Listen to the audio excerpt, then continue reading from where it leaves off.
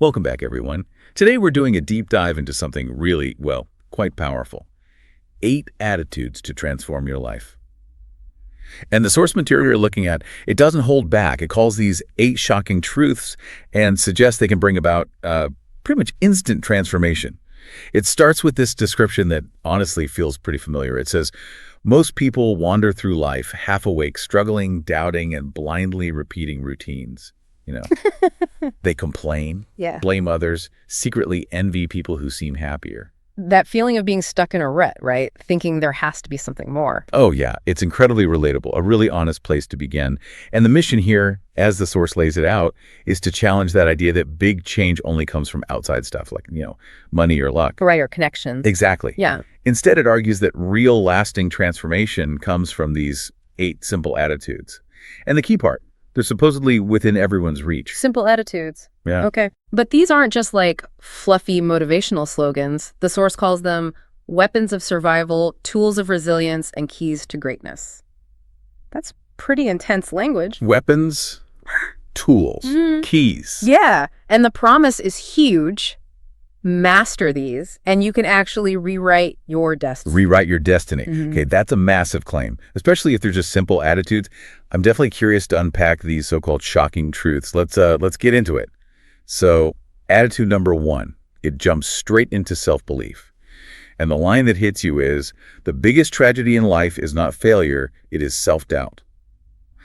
That really stops you for a second, doesn't it? It suggests we give up not because things are impossible, but just because we tell ourselves we can't do it. That internal story we tell ourselves. Yeah, it's like we sabotage ourselves before we even properly start. And that story, it's not just, positive or negative thinking, it shapes reality. The source calls belief the oxygen for success. Not just nice to have, but essential. Oxygen for success. I like that. Think about the examples they give. Edison, failing thousands of times. Oprah, fired from her first big TV gig. J.K. Rowling, rejected by how many publishers? 12. Wow. 12 rejections. These people face massive setbacks, but what they had was this core belief in themselves even when everything screamed give up. So the message for you, listening, is pretty clear. The world doesn't decide your limits. You do. Believing you can actually activates hidden mental strength. So it primes you for success. Kind of, yeah. But if you believe you can't, you basically kill possibilities before they're even born. You shut down your own problem solving before it starts. It's a stark choice then. Activate strength or kill potential. Puts the power right back on us. And talking about strength, that leads perfectly into the second attitude. Stay strong because life will break you if you don't. And this isn't about muscles, right? The source says strength is not about having muscles. It is about having endurance. It's pretty blunt about life, too. Acknowledges it will test you, crush you, humiliate you. Yeah, it doesn't sugarcoat it. Betrayal, lost chances, dreams falling apart. It says life isn't always going to be smooth sailing. Exactly. And here's where it gets, kind of beautiful, actually. The source says the reality is, you will face storms. Impossible ones, maybe. But the key insight is, strength doesn't mean avoiding storms. It means learning how to dance in the rain. Dance in the rain. That's a powerful image. It shifts everything, doesn't it? Yeah. From just trying to avoid pain to building resilience through it. Every scar, it says, tells a story of survival. Each time you get back up, you're not just healing, you're getting stronger, wiser, unshakable. It's this idea that strength is built not in comfort, but in chaos. Built in chaos. So embrace the messiness. Pretty much. See adversity as the place where you actually grow rather than something just to be endured or feared. Okay, so if you're feeling overwhelmed like you're just drowning in that rain, what's the first step to start? Dancing. Well, the implication seems to be about reframing it. Right. Instead of seeing a setback as final, see it as practice. Practice for your dance moves. It's about actively engaging with the difficulty, not just passively resisting it, like a dancer actually responding to the music, even if the music is harsh. Responding, not just resisting. Got it. Okay. And building on that resilience, attitude number 3 is never give up small steps, build empires. Quitting is easy, isn't it? The source says everyone can quit, which is why the world has loads of dreamers, but maybe fewer achievers. And it touches on that feeling of invisible progress. You hit the gym for a week, nothing changes. You write every day, the book feels miles away. You work hard, no promotion. Right, and that's when people often bail. Yeah, just before success, as the source puts it. It's so frustrating when you can't see the results of your effort. And this is where the source challenges our need for instant results. Yeah. The shocking part here is that big results don't come from giant leaps. They come from tiny steps repeated relentlessly. Tiny steps repeated. Yeah, it's not about one massive push. It's the cumulative effect of all those small, consistent, often unseen actions. They use that great analogy. One drop of water can't cut stone, but years of drops create waterfalls. Oh, I like that. Waterfalls from drops. It's a perfect picture of compounding effort. Every little thing you do builds momentum, and then eventually the results kind of explode in your face, and others might just call it luck, but you will know it was persistence. It reframes persistence as this quiet superpower. A quiet superpower. Building momentum brick by brick, even when you can't see the wall yet. But while you're doing all that work, focusing on the next step, it's easy to forget what you already have. Which brings us neatly to number 4. Be grateful, the secret magnet for miracles. We live in such a culture of more, don't we? More money, more likes, more stuff. But the source suggests something radical. Gratitude multiplies your life faster than greed. That really flips the script on where abundance comes from. It really does. And it's not just wishful thinking. They point to science, Studies show that grateful people sleep better, stress less, and even live longer. So gratitude isn't just a nice feeling. It actually changes your brain. It rewires your brain to notice abundance instead of lack. Rewires your brain.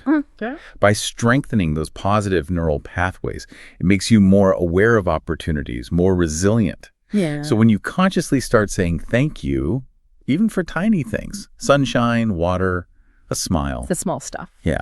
You stop being blind to the good stuff that's already there. And the conclusion is pretty bold. Gratitude is not just a virtue. It's a magnet for miracles. Like being grateful actually attracts more good into your life because your perception changes. A magnet for miracles. That's quite a phrase. It sounds like a really practical tool, actually, not just a feeling. Okay, on to number 5. Work hard because nobody is coming to save you. This one definitely pulls no punches. No, it does. The source calls it a harsh truth. Nobody owes you anything. Not family, not your boss, not society. Success will never be handed to you. It must be earned. It's blunt, but hard to argue with for most people. It's a strong dose of reality, isn't it? Especially when we sometimes like the idea of easy success.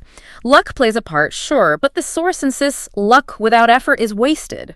It says, the world belongs to the hustlers, the doers, the ones who work when others sleep. Think Musk's 100-hour weeks or athletes training nonstop, writers bleeding words onto paper. Bleeding words. Yeah, it's celebrating that grit, that hard graft. The core message is crystal clear. Good things don't come to those who wait. They come to those who refuse to quit until they get them. Work smart, yes, but hard work, often unavoidable. Refusing to quit until you get there. That's intense. But say you are achieving things through that hard work. Attitude 6 offers a counterpoint. Stay humble. Let your silence make the noise. This is interesting. The more successful you become, the quieter you should be. That feels counterintuitive today with all the self-promotion. How does that work? How do you stay quiet without just disappearing?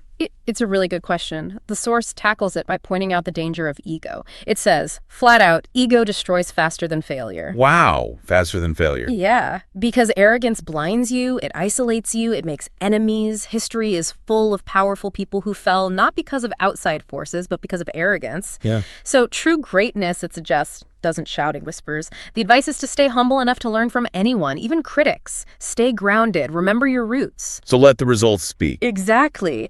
Let your results speak louder than your mouth. It's about a quiet confidence that lets the work itself make the noise. Okay, that makes sense. Actions over words. Now, number 7 feels incredibly relevant right now. Be kind, because cruelty is easy. The source notes how cruelty is fashionable. Sometimes online trolls, toxic workplaces, just ruthless competition everywhere. It even says kindness is dying. That's quite bleak. It is bleak, but then it reveals this shocking secret, flipping the whole idea. Kindness is not weakness, it's power. Not about being a pushover, but about a different kind of strength, one with long-term impact. It says kindness makes people remember you long after you're gone. It opens doors money can't. It heals invisible wounds. Heals invisible wounds. And the example is incredibly powerful. A single kind word can stop someone from giving up on life. Just think about that. The takeaway is profound. Being kind doesn't cost a thing, but it makes you priceless. Looks fade, intelligence can be matched, but kindness, that's eternal. It's a call to choose compassion actively. Wow.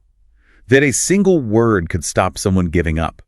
That really puts our everyday interactions in a different light, the potential impact we have. And that flows perfectly into the final attitude, number 8. Keep smiling. Your smile could save a life.